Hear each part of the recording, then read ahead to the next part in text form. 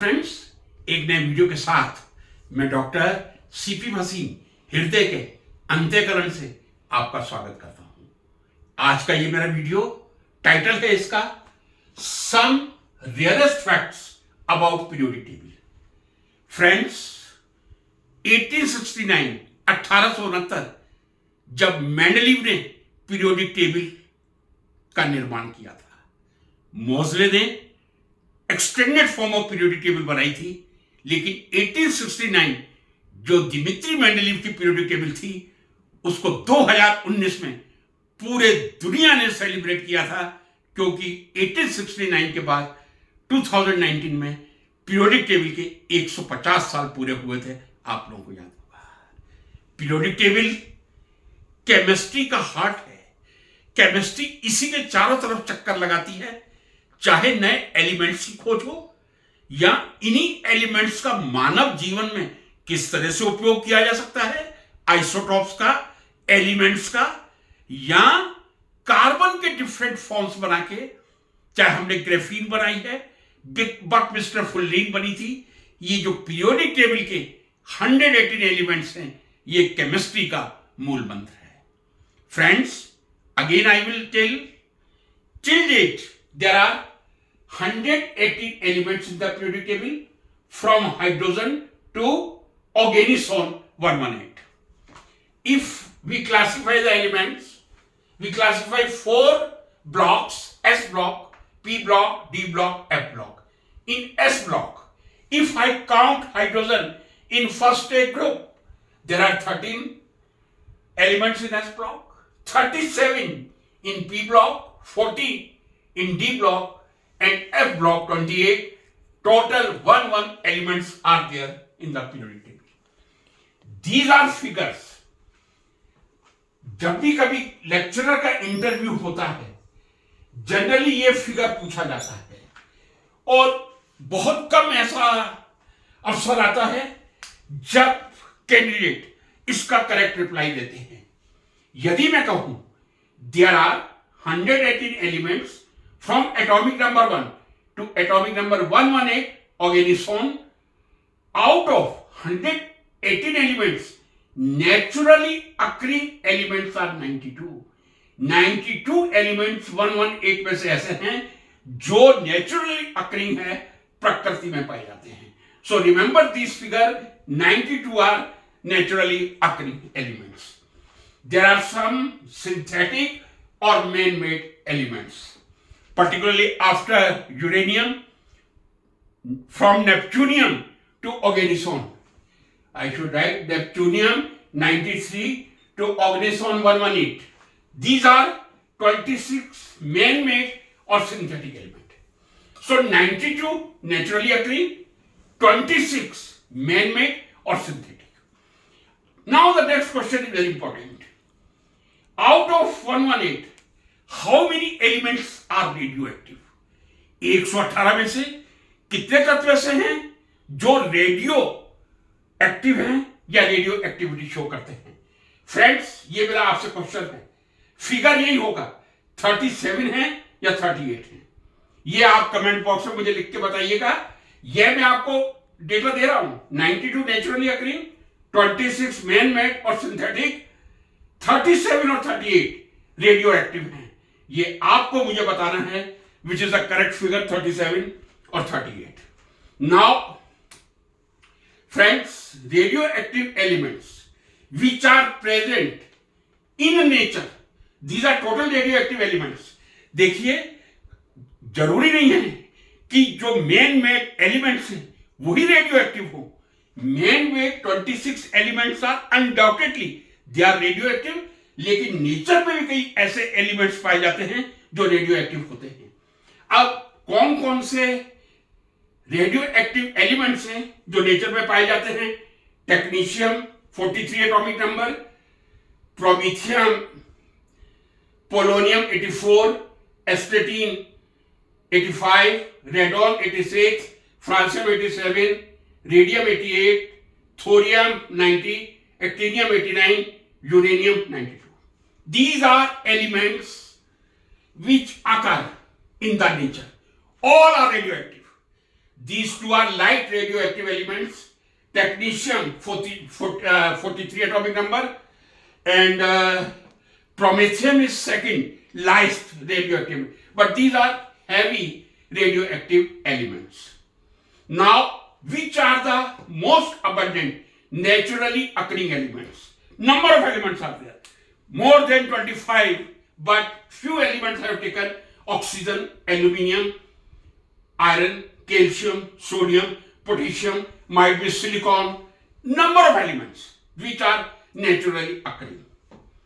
Now question arises, I did say 92 are naturally occurring elements out of 118. There are either 37 or 38 radioactive elements. Which are the most abundant radioactive elements in the nature? Nature में अधिक प्रचुरता से पाने वाले कौन से element हैं? I will say most abundant radioactive elements, thorium 10 ppm, uranium that's also about same concentration. Half life, if the thorium is 1.4 into 10 raised to the power 10, जरूरी नहीं है कि रेडियो एक्टिव एलिमेंट्स की हाफ लाइफ टाइम कमी हो. Uranium क्या देखिए 4.47 into 10 raised to the power 9. Radio active elements दोनों ही रेडियो एक्टिव हैं, लेकिन दोनों की हाफ लाइफ बहुत ज्यादा है. अब यदि प्रश्न किया जाता है least occurring natural radio active elements, प्रकृति में ऐसे कौन से रेडियो एक्टिव एलिमेंट्स हैं जो सबसे कम मात्रा में पाए जाते हैं? सबसे ज्यादा पाए जाने वाले मैंने बता दिया, थोरियम 90, यूरेनियम 92. सबसे ज्यादा मात्रा में प्रकृति में पाए जाने वाले रेडियो एक्टिव एलिमेंट, सबसे कम मात्रा में कौन से रेडियो एक्टिव एलिमेंट हैं? एक है एस्टेटिन, atomic number 85, atomic weight 210. Second is francium 87 atomic number, 223 atomic weight. Friends, यदि आप गूगल पे कभी सर्च करें या जीके का भी क्वेश्चन है, which element is present in the least quantity on the earth crust? Earth crust में सबसे कम मात्रा में पाया जाने वाला पदार्थ कौन सा है? आपको एस्टेटिन मिलेगा, जरूर मिलेगा. आप एआई पे जाके देखिए, मेटा पे जाइए या दूसरे एआई पे जाइए. लेकिन फ्रांसियम की भी वही पोजीशन है. अब आप जरा ये पोजीशन देखिए, इसका मैं कुछ कह नहीं सकता कितना अमाउंट है, मतलब such a large amount of thorium and uranium is present, both are radioactive, but these two radioactive elements are rarely present. Rarely means total earth crust पर, I am talking total earth crust, पूरे विश्व में पृथ्वी की जो परत है उस पर यदि एस्टेटाइन का अमाउंट देखा जाए, कई अलग अलग वेरिएशन अलग अलग स्कूल्स द्वारा देखने को मिलते हैं, लगभग 5 से 25 ग्राम तक पूरे विश्व के अर्थ क्रस्ट में है.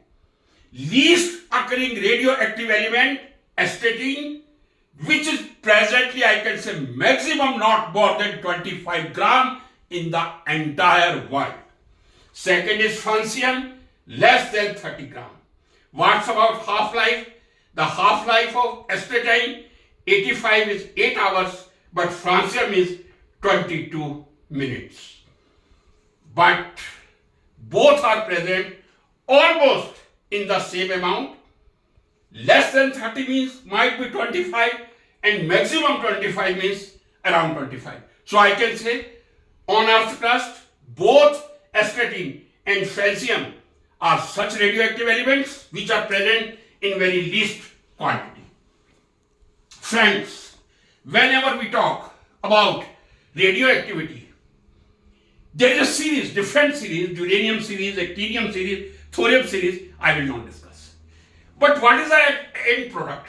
Might be 206, 207, 208, or bismuth 209. These are the end product of any radioactive series. Why? These two elements are most stable. Particularly the maximum stable element, if you see in the periodic table, that is the 208 isotope of lead. Pb208 is the most stable isotope of lead and most stable element in the periodic table or on the earth. Bismuth 209, I asked the question, I will ask, bismuth is a radioactive or non-radioactive elements? Generally we say bismuth is not radioactive. But one of the isotope which has been written 209 is radioactive, my dear friends. But the lifetime of this isotope, bismuth 209, about 10 raised to the power 15 years. Now you can think, this is radioactive, but the half-life is such long that will never end. 10 raised to the power 15, you count crores and crores here, that will never end.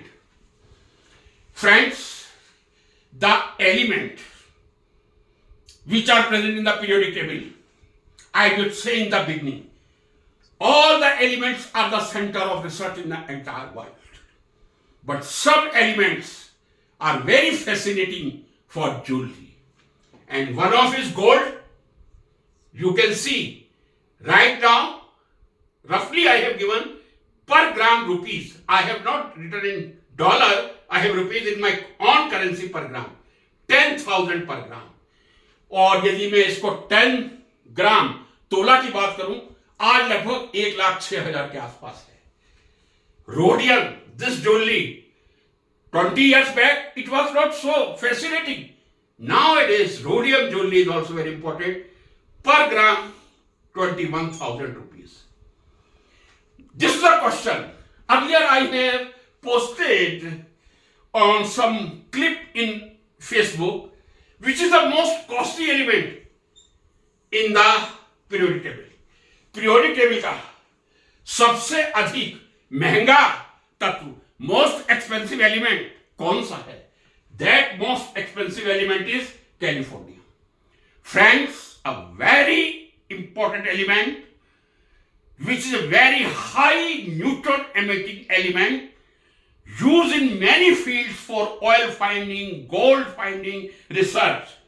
1 gram cost of Californium, atomic number 98, that is 240 crore rupees. Now sometimes you will see on the videos, there might be some other element, and that is least occurring, obviously least occurring, francium. If francium is there, why not astatine? Astatine and francium, both are radioactive elements which are present in the least quantity on the Earth's crust. Astatine is about 25 gram and francium is also about 30 gram. You will not find the cost of astatine, but I will say the cost of francium, 8,500 crore rupees per gram. Yes, Californium, this price is very meaningful. Californium is very much useful in research for producing another element or oil finding, gold finding or cancer therapy. But this is, of course, I can say, obviously out of 240 crore, 8,004, which is more costly, francium. लेकिन यहां बात practical की आती है. जैसे मैंने आपसे कहा, एस्टेटीन पूरी पृथ्वी पर, दुनिया की पृथ्वी पर 25 ग्राम होगा और फ्रांसियम 25 ग्राम होगा. पूरी दुनिया के अर्थ क्रस्ट से आप 25 ग्राम को कलेक्ट कीजिए, चाहे वो एस्टेटीन 85 हो या फ्रांसियम 87 हो. Would it be possible to collect 25 or 30 gram of any element from the? No. So this price is meaningless because we cannot collect 25 or 30 gram francium from entire Earth and astatine also 25 gram from entire Earth. So the most costly element, that should be Californium, 240 crore per gram or $1 billion per gram. Friends, I am coming to very important point. Have you seen this Rn? Inert gas, radon, atomic number 86, atomic weight 222. I think the chemistry people must be aware. What is the role of radon in our life?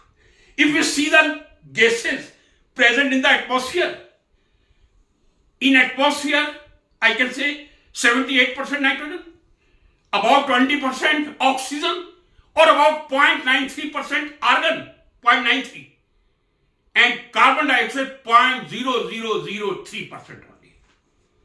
Radon, what is the role?